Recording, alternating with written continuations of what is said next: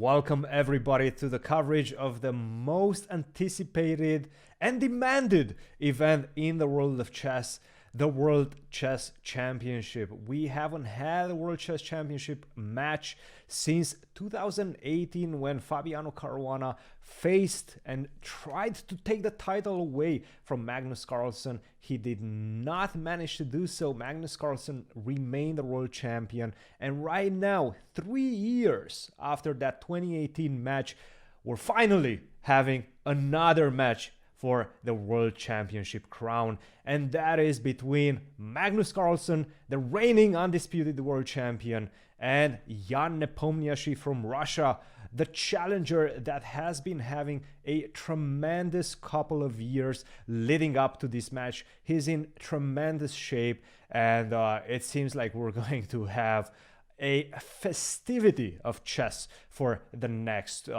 3 weeks. Jan Nepomniachtchi in this match is going to start with the white pieces. This is round number 1.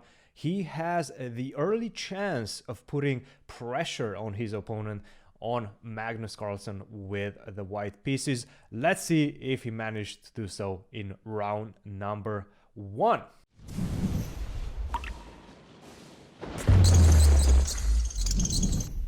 Jan decides to start the game with the move e4. This might have come as a surprise for a lot of pundits because Jan has been playing this move c4 quite a lot in the past year, successfully, I might add. He won a lot of very important games. It seemed like his understanding of the nuances of this move c4, the English opening, and how white can arrange their pieces after that in so many ways. He seems like he understands those type of positions. Nevertheless, in a match of this magnitude, you have so many months ahead. Both players have so many months ahead to prepare for all the possibilities, and it seems like the consensus is e4 is the move that puts the most pressure on a black, and this is exactly what Jan and his team decided as well. He played the move e4, e5, knight to f3, knight to c6. We see Magnus take a completely different approach from the match in 2018 against Fabiano Caruana. Against Fabiano Caruana, he played the move 1c5 at move number 1. If we go back a couple of moves, he played this move 1c5. He took a much more dynamic approach to that match. It seems like for this match, he's going to try to tame the game as early as possible. We see e5, knight f3, knight c6, bishop to b5, a6, bishop to a4, knight to f6, castle, bishop to e7. This is a very, very classical approach. Of course, recently b5 has been tried, bishop to b3, and very often bishop to c5, the Archangelsk setup. Nevertheless, Magnus decides to start the game into potentially a marshal. He played bishop to e7, rook to e1, defending the pawn on e4. You can also defend the pawn on e4 with the move d3, but rook to e1 is considered to be the main approach, and after rook to e1, of course, you will have the extra option of potentially getting this pawn to d4 in one move, d2 to d4 later on. Rook to e1, b5, bishop to b3, castle, and right now h3. This might come as a slight surprise because generally c3 is the preferred move. Nevertheless, and this is at the point that a lot of pundits and commentators were making, most likely after the move c3 we would have seen this move a d5. This leads to the Marshall Gambit, which is considered right now to be a very, very solid approach for black. White generally has to accept this pawn, knight takes e5, knight takes e5, rook takes e5, c6, defending the knight on d5, and this leads to a very complex battle, generally quite forced. And if black knows their theory, it seems like white is having a very, very difficult time obtaining advantage out of the opening. I'm sure Jan and his team pondered this dilemma, whether they're going to go into this main line, the Marshall, or they're going to try to avoid it. It seems like they decided to avoid it with this move h3. Now, for example, if you go d5, what I can do is take. Now I take on e5. That is one of the options. And after knight takes e5, rook takes e5, c6. Now this is a completely different situation because I do not have the pawn on c3. So my knight can potentially land on c3. My pieces are just going to flow out of their initial position much easier and much more harmoniously. So instead of that, this is considered to be very good for white. Instead of that, black generally doesn't go for the early d5. So what he does is either d6, which leads to the main lines after c3. And I'm assuming black, Magnus in this case, was trying to avoid this type of situations. It seems like after this h3, d6, c3, leading up to potentially either the briar with knight to b8 or after knight to a5 to some sort of a chigoring, much more classical approach, white maintains a slight advantage. So that's why after h3, very often we see black playing the move bishop to b7. Now, once again, if you go c3, I'm going to go d5, which leads to what is considered to be a very decent and very good position for black with a lot of fighting potential. But generally, white responds with the move d3, and now we have a completely different position. Instead of that, Magnus actually chooses a third approach with this move knight to a5. This is kind of a novel approach. It has been played before, nevertheless. It was considered to be not so precise, pretty much just because you're simply giving up a pawn. Knight takes e5 came immediately on the board. Knight takes b3, a takes b3, bishop to b7, attacking this pawn on e4. You have to defend against this attack. You cannot give this pawn back because black already has a long-term strategical advantage, and that is the two bishops. You love to have the two bishops, especially in a position in which most likely this diagonal is going to open up, and this bishop is also quite open. So an open position generally favors the bishops. Let's see how white decides to go. And by the way, this is all theoretical knowledge of these two players. They have analyzed this position for a very long time with their respective teams at home. So they know exactly what they're doing. d3, d5, e takes d5, queen takes d5, setting up this very nasty battery on the long diagonal, threatening an immediate checkmate. So you have to defend against that checkmate. You can do so in a couple of ways. That one of them is knight to f3. The other way is to pretty much say, okay, you're a pawn down as black. You're trying to checkmate me. So I might as well try to exchange the queens. And this is exactly what Nepo did. He played the move queen to f3, bishop to d6. Of course, black does not want to take on f3, because if you take knight takes f3, and it seems like we've exchanged the queens on white's terms. What I mean by that is I'm arranging my pieces in a very favorable way. The knight on e5, despite the fact that it was a very central knight, it was also prone to black's attack with bishop to d6, rook to e8, pinning it on the e file. So I definitely want my knight back to f3, also covering up this diagonal quite nicely and potentially trying to swing to f5. Another reason why I say it was this exchange of queens happened on white's terms is also because it comes with a gain of tempo for white. My rook is attacking this bishop on e7, and you have to play bishop d6, lose another tempo, then I will have immediately time to go a knight to c3, for example. This knight is heading to e4. I have a very harmonious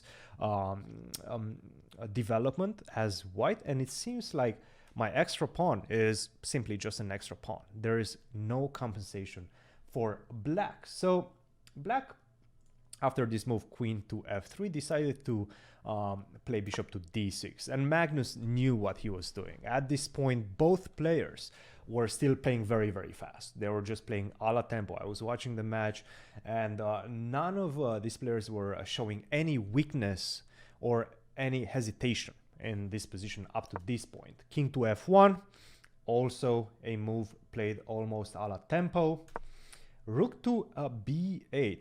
Now, the idea of king to f1 was that, for example, if you move something along the lines of knight to c3, right? It seems very natural. You're attacking the queen and you're saying, okay, you want to exchange the queens? Let's exchange the queens. The big problem is right now, after this move, bishop to d6, I actually want to take on e5. You cannot take on b7 because your rook on e1 is not defended, and that comes at a very heavy cost. This is a checkmate in one move. That is the reason why you want to defend in anticipation of this line. You want to defend this rook on e1. So this is exactly why he played king to f1. Now a very fun line goes after queen takes e5, queen takes b7, and a queen jumping in white's position all the way to h2, threatening to go queen to h1 and say, okay, let's go for a walk. The problem for black, and this comes in white's favor, is that black doesn't have the light square bishop anymore, so he doesn't have the dominant control over the light squares. For this reason, I can simply just hide my king on e2, and is not going to cause me any danger as white. So you can just retreat the queen. Then that's going to be followed up with bishop to e3, knight to d2, just a normal development of the pieces. And I'm going to say, I'm the one with the extra pawn. You don't have enough resources to create a dangerous attack against the king on f1. So it seems like Magnus analyzed this position at home and he decided that no, rook fb8 seems to be the main line and the much better approach. Rook to b8, queen takes d5, knight takes d5, bishop to d2, c5. You have the two bishops. You want to take as much space as possible.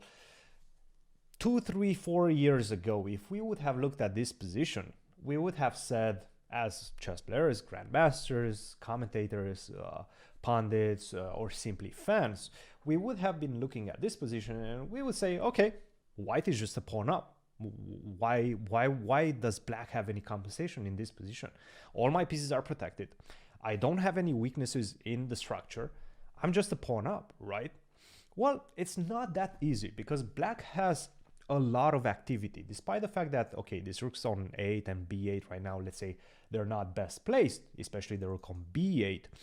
Well, the rook on a8 is kind of defending on the a file. The rook on b8 is not doing that much right now. Nevertheless, I'm going to activate it either via e8, d8, or c8. All of these three files are better than b8. I'm going to activate that rook. Also, I have the two bishops. Also, I have a lot of space advantage on the queen side, and it's not that clear how white is going to finish his development. What white dreams in this position is to get this knight to e4. Unfortunately, that's not going to come very easily because as soon as you go knight to c3, the consequence of that move is that you block this bishop's action. And after that, knight to c3, I will immediately go a knight to b4, creating a lot of unpleasant threats against this pawn on c2. So let's see what happened after c5. Jan decided to go knight to f3, immediately retreat. I was mentioning this a couple of minutes ago, that the knight on e5, despite the fact that it's very central and advanced, and it seems like it's in black's position, it's involved in black's position, ready to create any sort of attacks. Well, it's actually much more of a liability because it's attacked by the bishop on d6, also potentially going to be attacked by a rook coming to e8, creating this pin. So you want that knight out of the way. Let's go knight to f3. This is exactly what Jan did. Rook to d8, knight to c3, knight to b4. If you would be able once again to get this knight as fast as possible on e4 with tempo, white would be doing amazingly well. Unfortunately, easier said than done. Rook to c1. Jan wants to keep this rook on its initial square a1. It seems like it's already developed on a1 because it attacks that pawn on a6. Rook to c8, knight to e2, a redirection of the knight potentially to f5 or to f4. Also attacking this knight on b4. Knight to c6 was played. Bishop to e3, knight to e7, bishop to f4, bishop takes f3, g takes f3, bishop takes f4, knight takes f4, and now finally things have calmed down. A lot of pieces have been traded off. The two bishops of blacks have been given away, but in return, black got a much better pawn structure. Also, after the move rook to c6, a lot of targets. h3, f3, this rook is probably going to come at some point, especially if this king starts running towards the other side of the board. It's going to swing over the 6th rank, potentially f6 or h6, and create a lot of unpleasant threats. Also, one of the things that we want whenever we have endgames in which a knight is involved, for that knight we want a stable outpost. Unfortunately, right now, white's knight on f4 is not on a stable outpost. It's going to be able to be attacked either with rook f6 or g5 in the future. Of course, white is still a pawn up, so this is only compensation. Black is not better at this moment in time.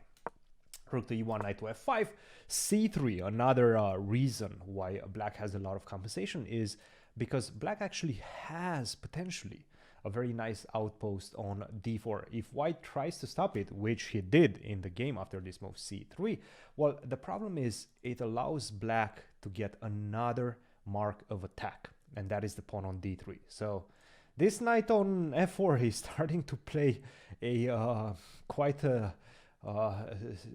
strenuous defensive role on f4, defending both this pawn on h3 and d3. Knight to h4, rook to e3, king to f8, knight to g2, kicking this knight away from h4, knight to f5, rook to e5. You don't have time to take my pawn on d4 because you lose the knight on f5. g6, solidifying, and this is what I was talking earlier. Knights need outposts, and this is exactly what the black knight has very nicely on f5. White is still trying to find a good outpost for its knight.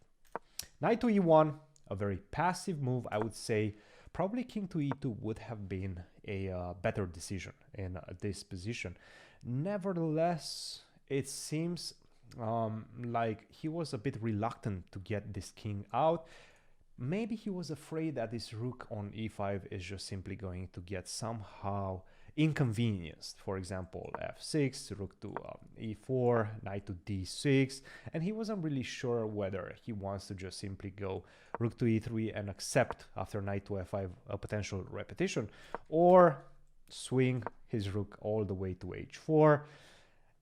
I think he wasn't able to completely assess this position, in which it seems like the rook on h4 is actually just completely fine and is likely going to give white a slight advantage, this whole sequence of moves that we've just seen.